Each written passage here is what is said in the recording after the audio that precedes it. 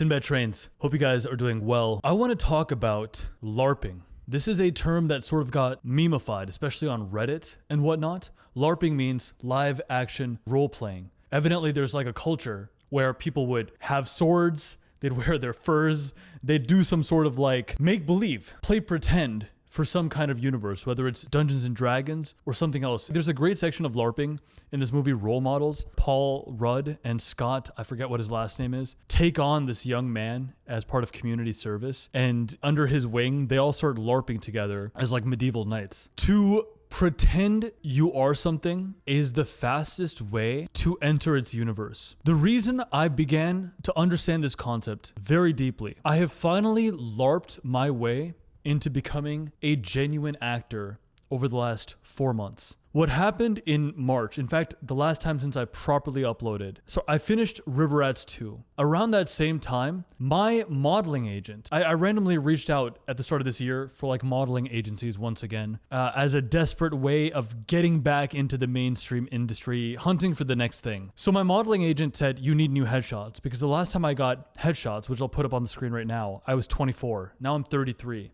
I had to fight to do it.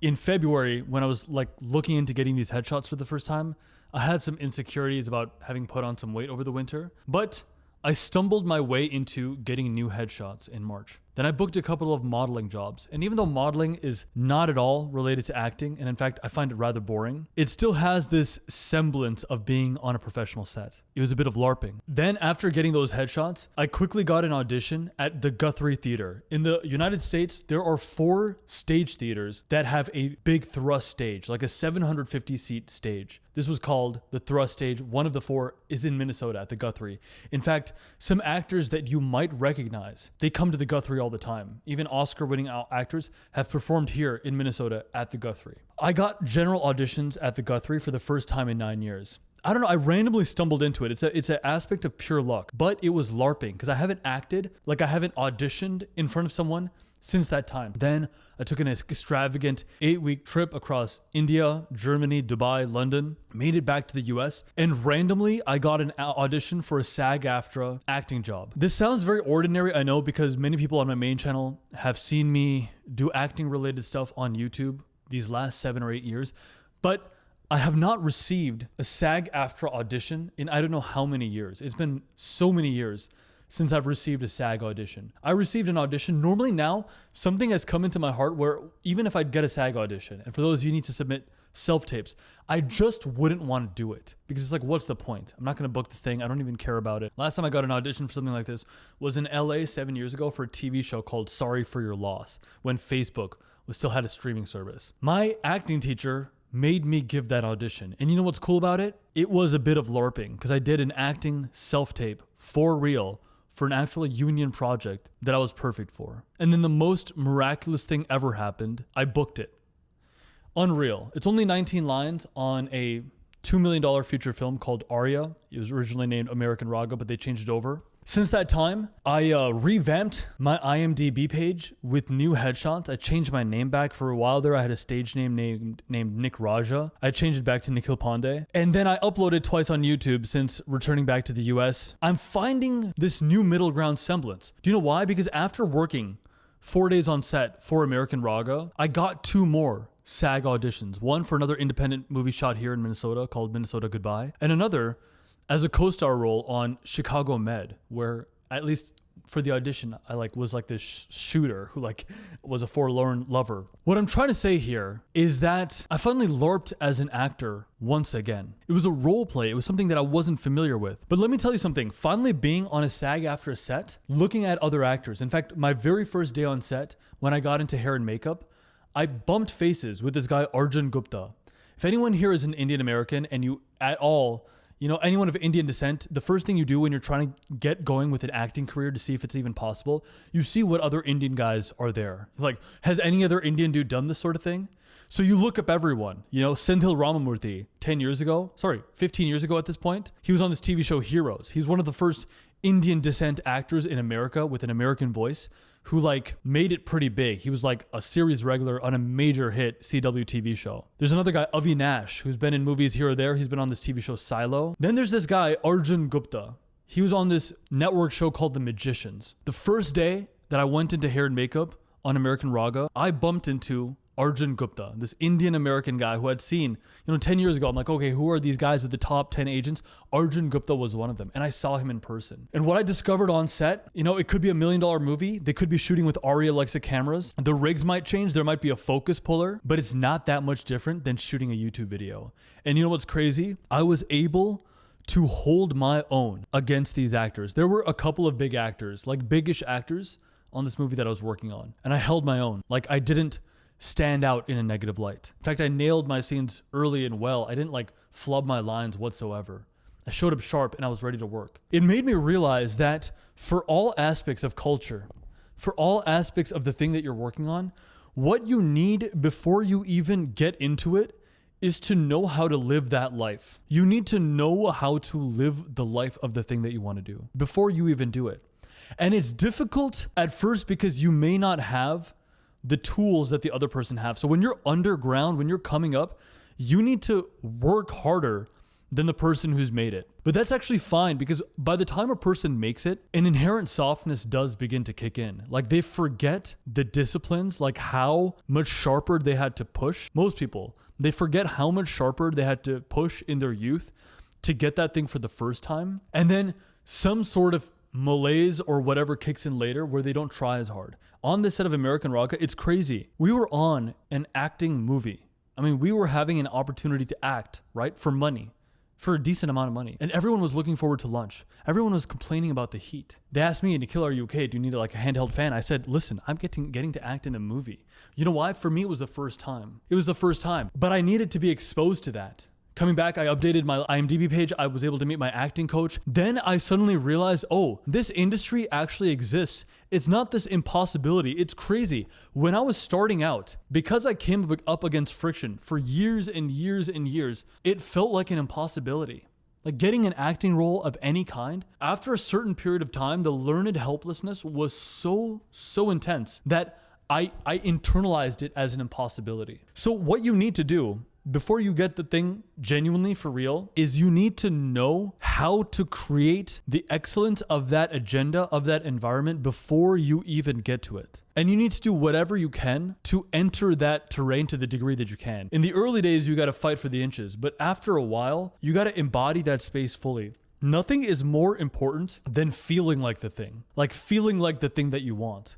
Jacob Elordi is an actor that's blowing up right now. Of course, he's been working for the last 10 or 11 years. Now, finally, him getting a studio film, Ridley Scott's The Dog Stars. I feel like this is the next level for an actor so young. And you know what's crazy about Jacob Elordi? This seems so simple, but he wears Cartier watches. Cartier, like the Cartier tank or the Cartier Santos, but the tank especially. Cartier, more than Omega or Rolex, it is a watch associated with red carpet events because so many actors have worn that watch. And he owns a ton of Cartier and even Tag Heuer. The Tag Heuer Monaco, is it Heuer? Heuer? The Tag Heuer Monaco was a watch worn by Steve McQueen. Green Irish Tweed is a Creed cologne worn by Clint Eastwood. They're not just the objects themselves, they are uniform. You need to feel like the thing. Even the reason for the hair growing my hair long, was to feel more like an actor because the short hair, it just felt too corporate. Yeah, it sounds like maybe I'm coping, right? It sounds like maybe I'm just saying things. Possibilities open up when you feel like the thing. And that's it. Now, for the most part, you don't actually need the object to feel like the thing. Like, really, the mind will create circumstance for you. The mind will lead. But if you can feel like the thing through uniform as well, that's really important. Sometimes we need to break into this thing that we want from the outside in. From the outside in. One thing that I wish I understood and internalized better amongst my travels was how to create content on the go. Because for the 8 weeks that I was abroad, I didn't make any content. And it's something that I wish I would have learned for myself. These last several years was how to grind at a deeper level, editing on the fly. I would see these other creators like Jeremy Miller and such, who's kind of like a hybrid athlete friend of mine. The guy can churn out such dense reels so much. You can just churn them out. And I found it really frustrating that he was able to produce so much, whereas I was not. But the secret to it is learning how to edit on the fly. The secret is testing yourself, putting in the hours on something before you're used to that level of work. Back in the day on YouTube, videos that would do really well would be like, I lived like this person for so many days. One person who I think would be deadly for someone like me to try to emulate is Alex Hormozi, because He, at least in his persona online, he doesn't seem connected to nature, whereas I'm incredibly intuitive and connected to nature and artistic. And Alex Hormozy, you know, even the fact that he chews on nicotine and he like locks himself in a windowless room when he's getting into work, I find that terrifying. Like, it's a way that I don't want to live. I don't like getting on sales calls. I don't like being disconnected from artistry, even though brute force, especially in sales, is a fantastic way to get money. It's a fantastic way to get results. I think there is a superior power at play, which is just intuition, universe, the God force. But Alex Hormozy, he has a way of being where he has that tenacity to put in more hours than the other guy to get the results that he needed. I think that's incredibly useful. But I hadn't felt like an actor. So you might be working on certain things, and it's so important to feel like the thing that you are working on. If you can't feel like it, if you can't live in that way, it just makes it so difficult to manifest, to get any result. You need to do everything you can to concoct environment to your liking. One of my favorite examples of this, for any man watching this especially, if you want motivation on getting lean, getting shredded, or just like being handsome maybe for the first time in your life, or having that celebrity aura to you, there's a video on YouTube called Arthur with Swagger. It's the behind the scenes making of King Arthur, Legend of the Sword, which is one of my favorite films of all time. Charlie Hunnam, very early on into that 12-minute video, he says that on the production of King Arthur, the first thing that he and his right-hand man, Ivan, would do, at 5:30 a.m., they would go into the lake. They would swim into the freezing cold lake and get in like a couple of swims before coming back out. Getting into a freezing lake at 5:30 a.m. is a way of generating the feeling of a rogue king. Even the way he's shredded in that film, a body that he built purely by calisthenics. He gave himself challenges like 1,000 push-ups a day and doing an enormous amount of bodyweight movements, whether it's bodyweight squats, dips, pull-ups, push-ups. Charlie Hunnam, that's how he built that physique for the most part. And I remember when I first came across King Arthur, Legend of the Sword, especially the BTS of that, which I watched for the first time, literally in 2017 when that movie came out. I watched the BTS of that, and over the years I've re-listened to the behind the scenes, that Arthur with Swagger video. I've re-watched it, re-listened to it, even just listening to the audio of it so many times over the last 7 or 9 years. Because if you're trying to feel like a king in the making, like basically a king who was robbed of his legacy, with that Guy Ritchie influence, with that kind of nimble Conor McGregor swagger that they imbued in that character, then of course it makes sense to do a ton of pull-ups, right? Or just to throw 1,000 punches a day, which is what he motivated himself to do. Or to wake up at 5:30 and get into a freezing lake. The dude was absolutely shredded in that film, shredded to the bone. And I love that because no one can take that sort of thing away from you. No one can stop you from waking up and meditating. No one can stop you from doing pranayam, kapalbhati, the breath of fire, anulom vilom, meditation, visualization. It's been almost 30 days straight now where I woke up, meditated first thing in the morning after getting electrolytes, straight meditation. I know it sounds so simple to say, but for years I would say meditation is so important, right? Because meditation, it actually is like, it's like a dam for the undercurrent of energy. You need energy, but you need meditation to like harness it well. Otherwise you feel undirected and all that stuff. Well, you know, it's hard to do. I usually work out once or twice a day. I'm trying to work. You know, I, someone who's advocated it so much, I would miss the meditation. But it's almost like 30 or 40 days now where I wake up, cold shower, straight into meditation. I remember this even in my college days where I was desperately just scared for my future because I just couldn't study chemistry well. So I was struggling with that all the time. It was meditation and pranayam that kind of like turned my mind around and made me believe that there were possibilities available to me. But I put myself in the right universe, started to LARP in the right direction. The LARP of a thing is so important. Of course, the most dramatic way you can do this is to make the environment perfect to you. So if you want to be an actor, you know, of course, maybe you live in Los Angeles, but you can't just live in the part of Los Angeles where it's hard to get to the gym.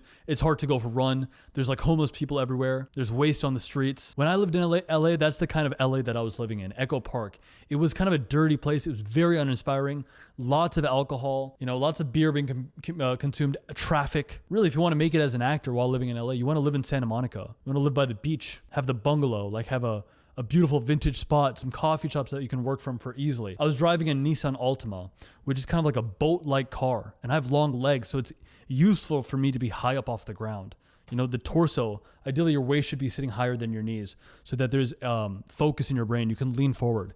If a tall guy with like lanky legs, if his seat is lower than his knees, then it creates a constraining energy. I know this sounds really diva-ish or something, but it all affects the LARP. You can't really feel like an actor if you're stuck in Echo Park. Sure, you're in LA. Sure, you're in the right city, but I was working a job. I didn't have good logistics for getting to auditions. Auditions were far away. I was driving this boat-like car, a Nissan Altima. You want to drive a car with good fuel economy. You want to drive a car that parallel parks easily and well. Honestly, a Prius maybe makes sense in a place like LA. If you're driving to auditions, there's a lot of traffic. You want to live probably by Santa Monica. It's by the beach. You can get to the gym easily. You can get to like a nice bougie gym really easily. There's the beach. You can run along the beach. If you need inspiration, there's places that you can go to nearby. From Santa Monica to where the auditions are. I mean, a lot of auditions, they take place in Santa Monica anyway, but it doesn't take that long to get to the heart of the city at 2 p.m.